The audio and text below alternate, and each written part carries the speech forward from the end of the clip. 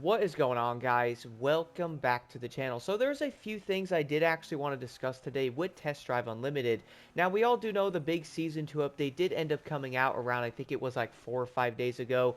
So everybody is probably playing on the new Ibiza map, which that is the first thing I do want to say. It's probably my favorite part about the update. The map is actually pretty dope, man. Like, I think they did a great job designing it. And you can easily tell with the way they did actually design it, they are most likely going to add the outer skirts of the map in the future. At least I think it is possible. There is going to be a few things in this update, guys, that just doesn't make sense to me. The first one I actually wanted to talk about is going to be the nerfed payouts in every single event. So spawning into the main map here of Hong Kong Island, this is the first one I'm going to talk about. And I guess I'll also show the clips of the new map because they have, the new races in there. But if anybody is wondering, yes, the new races or even the races in the actual map itself, I guess at this point it's going to be every single event in the game, is all going to have nerfed payouts now, basically based on the time you do them.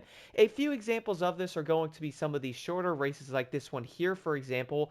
This is now only going to give you maybe $17,000 to $20,000 upon completing it. Instead, before you'd actually get around like 28, 29,000. The other event I did actually test out was going to be on the docks here, which you're going to notice that now, yes, it is $10,000 when you do it. Now, here's the interesting part based on what I have noticed when grinding out multiple different events. So we all do know there's going to be races that take like a minute, minute 30, 2 minutes, 3 minutes, and basically so on, taking around 20 minutes to do some of the bigger ones. The thing is, though, around a minute race now is only giving you $17,000 to $18,000. If you were going to do a race around 2 minutes and 30 seconds, which is a minute and 30 seconds longer, obviously, that is going to give you around $28,000 to $30,000 now. As you guys can see, the math is kind of not mathin'. Quick example here is I did actually do the Divide and Conquer event, and this one for some odd reason only gave me $28,000. It takes around maybe 2 minutes and 40-ish seconds, maybe 250 if you're not driving that great.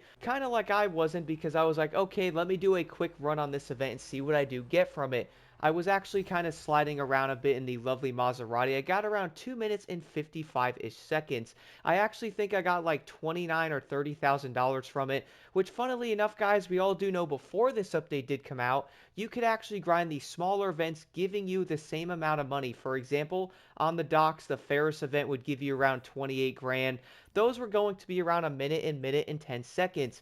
Now, if you actually want to get 28 grand, you have to do the longer events, basically doubling or even tripling the time that you would get before. What's kind of odd, though, is you would actually do a shorter event. Let's say you do the On the Docks again. That is actually going to give you 17,000. If you do a race that's going to be 2 minutes longer than that one, though, you're only getting around $13,000 more from it. Does that make any sense? I feel like the overall, like I guess you could say, payouts on every event is definitely completely backwards. That is not the way you do it. What's also going to be insanely unfortunate, you all know the really long races in Test Drive, the ones everybody does love to do. And in fact, some of these events were probably some of my favorite in the entire game. For example, the Crown Jewel right here. Y'all seeing this? $23,000 for doing it. First time completion for me is going to be 4,000 because I haven't even done it yet. We all do know because of the AI in the first one, I basically couldn't catch them.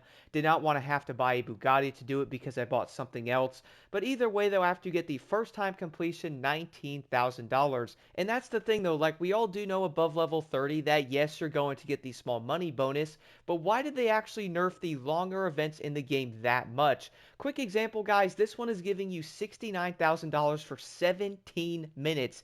Here's what's going to be odd to me. That's the base money you actually get from it. If we head back over to the On the Docks event, though, which right here, this is going to be around 59 seconds to do it, which you can see right there. I got that. You'll get around 10,000 base money, which again is going to be $17,000. If you actually head over to this event, though, this is going to be 17 minutes, which again is going to be 16 minutes longer than that event, and you're only technically getting around maybe $60,000, probably 70-ish, more than that one. Does that actually make any sense? Like, I just feel like the overall payouts on these races are really bad. One race that was actually incredibly disappointing to me was going to be this one right here, Jade. This was actually one of my favorite races to grind out. I actually did it every single day because I really did enjoy it. The thing is though, doing this event would get you around, I think it was like 230,000, something like that. Well, guess what, guys? Now it's only giving you, I think it's around 100 after the bonuses, which is going to be over $100,000 less than before. Like, I really do not understand why they would nerf some of the events that hard. Players actually want to do the longer races because they enjoy them. Here's another one, though. This one right here, guys, I zoomed in on the wrong one, my bad. This one is going to be 20 minutes, giving you around $80,000, which is going to be slightly more than the other one. This one I would actually say, again, is probably over 100,000 with the bonuses above level 30 and all that, but even then, for a 20-minute race, man, only 120 grand is just a terrible payout. Moving down to the longest race in the game, though, which is going to be the Ruby. This is 134,000. And keep in mind, guys, by the way, this one's probably over 300-ish. Do let me know in the comments. I'm not sure. I'm going to guess right now and say maybe with the bonuses, you'll probably get that. But this is going to be a good 37-plus minute race, maybe a little bit lower. Could be a little bit more depending on your run. But even then, though, doing a 40-minute race and getting maybe $300,000 is legitimately terrible. And there's actually a few different factors on why I do feel this way. For one, guys, if we think back to something like the Crew 2, for example, that game had multiple long events. Some of them were going to be 10, 12, 14 minutes. The longest one was the New York Hyper Race, which took around 28 to 30 minutes. That event was going to give you $315,000 base. If you actually leveled up a bit, put some of the icon points in, you would easily get yourself over 4 to 500 grand from that event, taking around 30 minutes. This event's actually going to be less than that one, taking an extra 10 minutes on top of it, which was actually one of my complaints in Motorfest as well. The longest event in that game is going to be around 11 to 12 minutes or so, and it only pays $100,000, bro. I just feel like some of the events in this game, we all do know time is such an incredible thing for everybody. Why would you actually want to spend all that time doing some of these 20-minute races for barely any money from it? Like, I just feel like it's not all that worth it. Now, I do understand that, yes, you are going to get the bonus and all that. Like, looking at the event here, guys, is not going to give you 69,000. Looking at the event Sapphire, I do understand after the bonuses, you'll probably get like 120, 130 or something. But even then, that's still going to be a massive nerf. I do know for a fact the Crown Jewel race here was everybody's favorite, and now this race is basically going to be paying you in peanuts. What's funny about this is y'all probably guessed it. You know the best race to make money right now? I'm going to tell you. It is actually on the Ibiza map. Shocking, I know, right? Probably not. Do not worry, by the way, I will be showing you the exact location of this race because it is easily the best race to grind right now in the game, which honestly is pretty funny to me. In this event, though, is going to take maybe 2 minutes and 40, 250-ish, you know, depending on your car, depending on your run and all that good stuff, but this race is actually going to pay you over $50,000, again, for around 2 minutes and 40-ish to 2 minutes and 50-ish seconds. You could probably be a tad slower or a tad faster than that, but you guys probably get the gist of it. But around $50,000 for that event, taking around, let's say, 2 minutes and 40 seconds, whereas if you actually did the clan event I just talked about before, which is Divide and Conquer, that is also going to be a minimum of 2 minutes and 50 seconds. That race is only giving you around $30,000 for the bonuses, being around, let's say, 10 seconds slower than the other event.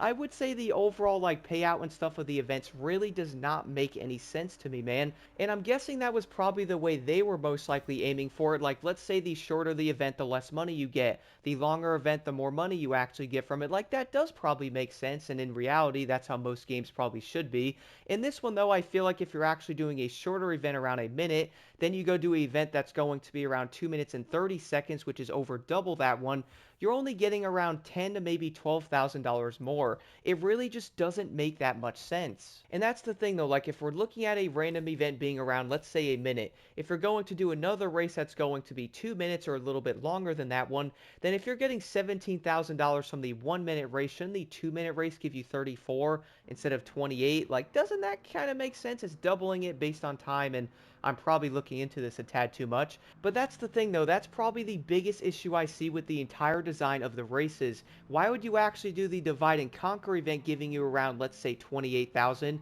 when you can actually do the Highway to Heaven event in the new Ibiza area that one's actually going to give you 50,000. I would probably say most players are going to only farm that event, and they're most likely going to forget about the other ones now because they do not pay enough compared to that one. I just feel like the overall payouts in this update really is insanely confusing. And also on top of all the events being nerfed, there's something else I noticed about Season 2. Now we all do know before this update did come out that many of the cars in the game, or at least a good amount of them, had the finish 100 races as top one or finish like 100 events and get yourself $1 million, right? It was actually pretty dope. Even though we can be honest, 100 races for $1 million is a tad ridiculous. I would actually say it should probably be like $3 million at a minimum. But the thing is though, we also got the Celine cars that were added as part of the update. We all do know this was going to be like the big thing that was part of like the new HQ and all that. But here's the thing, guys, they actually nerfed those on top of everything else. This is actually insanely shocking to me. So quick example here, the 4C Spider Celine Edition complete 100 clan events as part of the winning clan. $250,000, guys. What in the world? Why is that not $1 million? The next one here is going to be finish races, or 50 of them. In the top one will get yourself 500,000. That's a little better, but doing the clan events 250, bro? Like, that's insane. That's 100 races in that vehicle. Moving down here, you're also going to notice a couple more of them. Here's another one.